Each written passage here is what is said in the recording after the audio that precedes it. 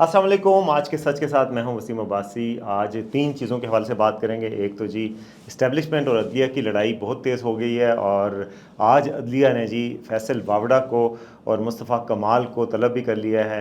ये दोनों किस जमात के हैं ये भी आपको पता है। उसके साथ साथ नैब के चेयरमैन ने एक बड़ा कदम उठाया, इनकलाबी कदम उठाते हुए जो विक्टम्स थे नैब के, उनके घरों में जाना शुरू कर दिया माजरत के लिए कि जी आपको नैब की वजह से तकलीफ़ पहुंची। तो ब्रिगेडियर असद मुनीर के घर गए पहले दौरे के दौरान। मैं आपको बताऊंगा नैब क्या क्या कर चुका है और कितने अफराद कस्टडी में इनके हलाक हुए हैं। तो क्या सिर्फ एक माफ़ी काफ़ी है, या फिर उन अफसरों का भी एहतसाब होना चाहिए जिन्होंने ऐसे फ्रिवलस केसेस बनाए, रेफरेंसेस बनाए जिनकी कोई बुनियाद ही नहीं बनती थी और लोगों की ज़िंदगियाँ ज़ाया हो गई। क्या माफ़ी काफ़ी है? और इसके अलावा मैं आपको ये भी बताऊंगा कि लड़ाई तो अपनी जगह, लेकिन कुछ फैक्ट्स एंड फिगर्स हैं law and justice commission of Pakistan के। बड़ी हार्ड वर्क किया उन्होंने, मेहनत की है।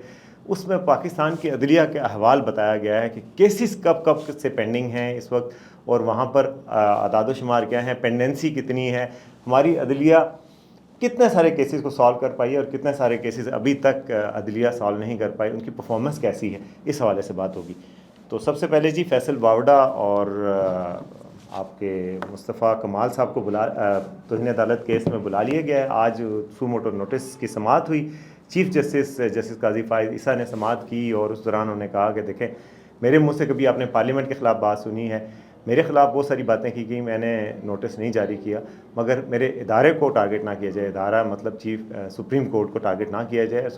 लेकिन मेरे ख्याल में उनकी टोन काफ़ी कंसीलिएटरी किस्म की टोन थी, और उन्होंने कोई ऐसी सख्त लहजा अख्तियार नहीं किया। रिमार्क्स भी जो उनके थे, लेकिन सो मोटो नोटिस की कार्रवाई को आगे बढ़ाया है। फैसल वावड़ा ने आपको बताया कि कुछ दिन कल प्रेस कॉन्फ्रेंस करते हुए ये कहा था कि अगर हमारी पगड़ियाँ उछालेंगे तो आपकी पगड़ियों को फुटबॉल बना देंगे।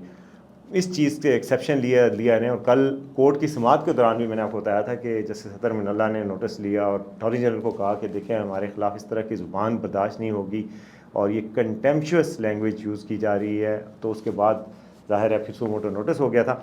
तो कादी साहब ने अपनी अदलिया का मुकदमा लड़ा है। बिल्कुल सुप्रीम कोर्ट ऑफ पाकिस्तान के क्रेडिट पे अच्छाइयाँ भी हैं, बुराइयाँ भी हैं, और उनको भी एहसास है। उन्होंने कहा देखें, ज़ुल्फ़िकार अली भुट्टो का केस था, हमारी गलती थी तो हमने उसको सुधारा है। गलतियाँ होती हैं इदारों में, और हमारी गलतियाँ तो हम उनको मानते भी हैं, तो हमारी बात करें तो बेसिकली। लेकिन दूसरी तरफ मैं आपको बताऊँ कि इस्टेब्लिशमेंट और अदलिया के दरमियान काफ़ी तनाव की कैफियत है इस वक्त। आपको पता है इस्लामाबाद के कोर्ट ने एजेंसियों के एहलकारों के अदालत में आने पर पाबंदी लगाई हुई है। फिर उसके अलावा जस्टिस बाबर सत्तार के ख़िलाफ़ मुहिम भी चली और उनकी तरफ से भी सख्त इक़दाम किए गए हैं, और यानी कि एक बाकायदा टकराव की सी कैफियत नज़र आ रही है, और जो कि अच्छी नहीं है। मैं आपको बताऊं कि इस्टेब्लिशमेंट के कुछ लोगों से भी मेरी बात हुई, और उनका भी यही शिकवा नज़र आ रहा है अदलिया से कि जी अदलिया जो है वो केसेस को सॉल्व प्रॉपर नहीं करती, और पाकिस्तान में नए कवानीन की ज़रूरत नहीं है बल्कि कवानीन पर अमल दरामद की ज़रूरत है, और केसेस को स्पीडी ट्रायल की ज़रूरत है। यहाँ पर स्पीडी ट्रायल होता नहीं है।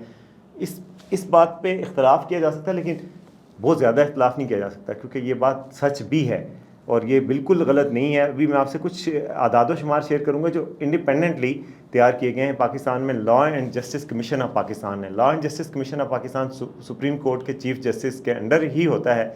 उनकी सेक्रेटरी हैं मिस रिफत भट्ट, वो हमारी हम्फ्री फेलो भी हैं। अभी एक कॉन्फ्रेंस हुई थी तो उन्होंने कुछ आदाद शुमार पेश किए। वो बड़ा अच्छा काम कर रही हैं, डाटा कलेक्ट करती हैं और बताती हैं कि पाकिस्तान में सारी अदालतें, मातहत अदलिया और बाकी अदालतें क्या क्या काम करती हैं, क्या क्या कर चुकी हैं। उन्होंने अदालतों के हवाले से काम किया, उसके अलावा खुसूसी अदालतें कितनी हैं पाकिस्तान में, वो क्या क्या कर रही हैं, उस हवाले से डाटा सामने आया जब तक उनकी गाइडेंस के अंदर।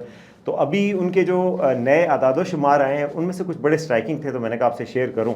मसलन लॉ एंड जस्टिस कमीशन के मुताबिक गुज़श्ता 5 सालों में पाकिस्तान की तमाम अदालतों ने वफाक और सूबे के लेवल पर 2 करोड़ के करीब केसेस जो है उनको यानी उन पे सज़ाएँ सुनाई, या उनको खाते किसी लगाया, या उनके फ़ैसले किए। लेकिन उसके बावजूद इस वक्त तक 22,60,000 केसेस अभी भी पेंडिंग हैं, यानी वो फ़ैसला नहीं हुआ। और उनके मुताबिक अभी जितने जो पिछले साल स्पीड थी केस नए आने की और जो डिस्पोजल था उसके मुकाबले में स्पीड ज़्यादा थी। तो ये वजह है, बोझ भी बहुत पड़ रहा है। उनका थीसिस है कि इसको AI को यूज़ करना चाहिए, मॉडर्न टेक्नोलॉजीज़ को यूज़ करने से ये केसेस की पेंडेंसी ख़त्म होगी। जो लॉ ऑफिसर्स हैं उनको रेफरेंस के लिए डिजिटल लाइब्रेरीज़ होनी चाहिए। केसेस को ریموٹلی بھی سنا جا سکتا ہے ٹیکنالوجی کا استعمال کر کے، اے آئی کو یوز کر کے کیسز کے ریفرنس جلدی سے آپ ججز کے لیے، وکلا کے لیے کیے جا سکتے ہیں. لیکن انہوں نے جو اعداد و شمار دیے اس نے مجھے تشویش میں مبتلا کر دیا کہ 22,60,000 کیسز پینڈنگ ہیں ہماری عدلیہ، اور رینکنگ میں آپ کو پتہ ہی ہے 140ویں نمبر پہ ہے.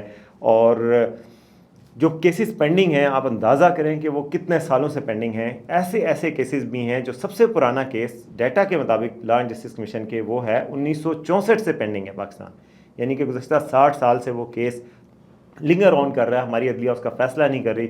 یہی وجہ ہے کہ آپ دیکھیں پاکستان میں کیسز کے فیصلے نہیں ہوتے، برطانیہ میں اس سے پہلے ہو جاتے ہیں. پاکستان میں اس سے پہلے ڈیفیمیشن کے کیسز کے فیصلے نہیں ہوتے، برطانیہ میں ہو چکے ہوتے ہیں. کتنے جرمانے ہوئے چینلز کو، کتنے فیک نیوز کے حوالے سے بات ہوئی. تو بات یہ ہے کہ اب عدلیہ کی ساکھ بنانے کے لیے آپ کو پرفارمنس کو بھی بہتر کرنا ہوگا نا، لوور جوڈیشری کی پرفارمنس کو بہتر کرنا ہوگا. دیوانی مقدمات دیکھیں کہ کس طرح سالو ہونے میں کتنا عرصہ لگاتے ہیں، یہ پرفارمنس کا حال ہے. نیب عدالتوں کے حوالے سے بتاؤں کہ نیب عدالتوں میں گزشتہ سال سے 827 کیسز پینڈنگ ہیں، جو نیب کی ساری کورٹس ہیں نیب کے کیسز پینڈنگ ہیں. اس کے علاوہ آپ دیکھیں کہ 60 سال پرانے کیسز موجود ہیں. تو یہ اس چیز کو بہتر کیے بغیر آپ گزارا نہیں ہو سکتا. جو خصوصی عدالتیں پاکستان میں بنی ہیں، اینٹی ٹیررزم کورٹس ہیں، بینکنگ کورٹس ہیں، کمرشل کورٹس ہیں، مختلف قسم کے ٹریبونلز ہیں، ان کے حوالے سے بھی ڈیٹا انہوں نے دیا ہے لا اینڈ جسٹس کمیشن نے. اس میں بھی بڑی حیرت انگیز پینڈنسیز ہیں. ایک عدالت ہے کمرشل کورٹ ہے جو، اس میں گزشتہ سال میں ایک بھی کیس کا فیصلہ نہیں ہوا، اور زیرو جو ہے نا ان کی ڈسپوزل ہے. تو اب ایسے خصوصی عدالتوں کے بنانے کا پھر کیا فائدہ ہے؟ اینٹی ٹیررزم کورٹ ہے، باقی عدالتیں ہیں، پھر آپ کہتے ہیں کہ ان کورٹس میں مقدمات کو لے جائیں. ان کورٹس کا بھی یہی حال ہے کہ پینڈنسی اتنی بڑی ہوئی ہے.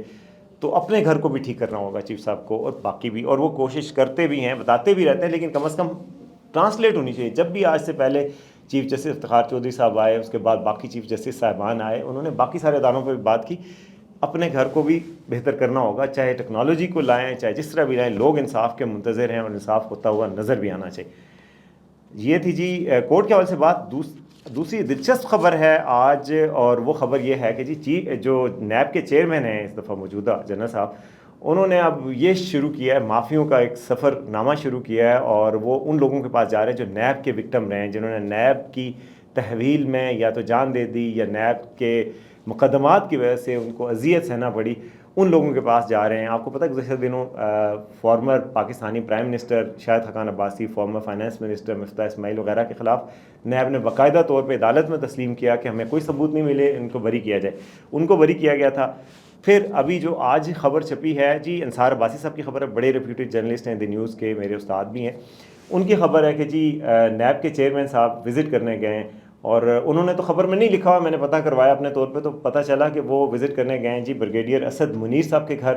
وہ انہوں نے اپنی سوئسائڈ کر لی تھی. نیب کے کیسز سے تنگ آ کر انہوں نے ایک نوٹ بھی لکھا تھا، بڑا دل خراش قسم کا خط بھی لکھا تھا. اس میں انہوں نے بتایا تھا کہ ساری زندگی کا سفر میں نے اپنی ایک ساکھ بنائی تھی، اب میرے بچے بھی مجھے شک کی نظر سے دیکھتے ہیں، اور میں ان سب کے سامنے اس چیز کا سامنا نہیں کر سکتا، ذہنی اذیت کا شکار ہوں، تو میں اپنی جان لے رہا ہوں.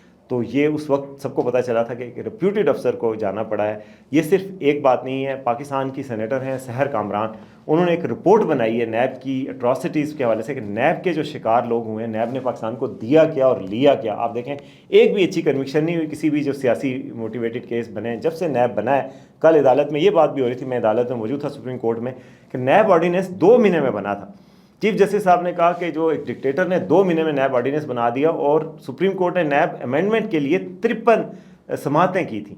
یعنی کہ آپ کو ایک ترمیم کے لیے 53 سماعتیں کرنی پڑی. ڈکٹیٹر نے 2 مہینے میں بنا دیا. اس کے بنانے کے بعد کیا ہوا تھا، کاف لیگ بن گئی، نون لیگ میں سے کاف لیگ نکلی، چودھری شجاعت کے خلاف کیس بنے، پھر اس کے بعد پیپلز پارٹی کے خلاف یوز ہوا، پھر نون لیگ کے خلاف یوز ہوا، آج پی ٹی آئی کے خلاف یوز ہو رہا ہے، اور ہراستیں کتنی ہوئی ہیں. تو سینیٹر سحر کامران نے بتایا کہ گوانتانامو بے میں، آپ کو پتہ ہے گوانتانامو بے بدنام زمانہ جیل امریکہ کی، اور جس میں قیدیوں کو رکھا گیا تھا 9/11 کے بعد افغانستان سے، اس میں جو زیر حراست ہلاکتیں ہوئی ہیں وہ 9 ہوئی ہیں.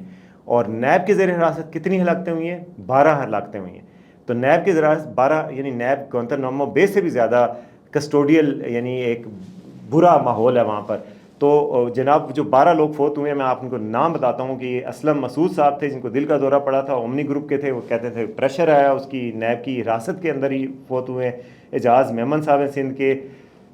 ظفر مغل صاحب ہیں، پی ٹی آئی سے تعلق تھا، کوئی سندھ سے ہی ہیں، بریگیڈیئر اسد منیر صاحب ہیں جن کا راجہ عاصم ہیں، محمد ناصر شیخ ہے، پروفیسر طاہر امین ہیں، کیسر عباس ہیں، چودھری ارشد ہیں، محمد سلیم ہیں، پروفیسر میاں جاوید ہیں، عبد القوی خان ہیں۔ ایک بی زیڈ یو کے پروفیسر طاہر امین صاحب تھے جو بی زیڈ یو کے وائس چانسلر تھے، ان پہ جی نیپوٹزم کا اور اس طرح کے کیسز بنے تھے۔ کیسز کا کیا نتیجہ نکلا وہ تو آپ کے سامنے ہے کہ آج تک کیا ملک میں نیب کے آنے سے کرپشن ختم ہو گئی ہے، اور کرپشن میں آج کیا ہم بہتر ہیں نیب کے بننے کے بعد سے؟ 1999 میں نیب آرڈیننس پاس ہوا، 2024 میں کیا پاکستان میں کرپشن ختم ہو گئی ہے، کرپشن کے لحاظ سے کچھ بہتری آئی ہے؟ اگر جواب نہیں میں ہے تو پھر نیب کو دیکھنا ہوگا کہ معافی کافی نہیں ہوگی۔ نیب کے چیئرمین صاحب کو ان افسران کے خلاف بھی کارروائی کرنی چاہیے جنہوں نے یہ فریولس کیسز بنائے، اور یہ کیسز بنائے ویک بنیادوں پر، اسے پریشر میں آ کے آرم ٹوئسٹنگ کے لیے یوز کیا۔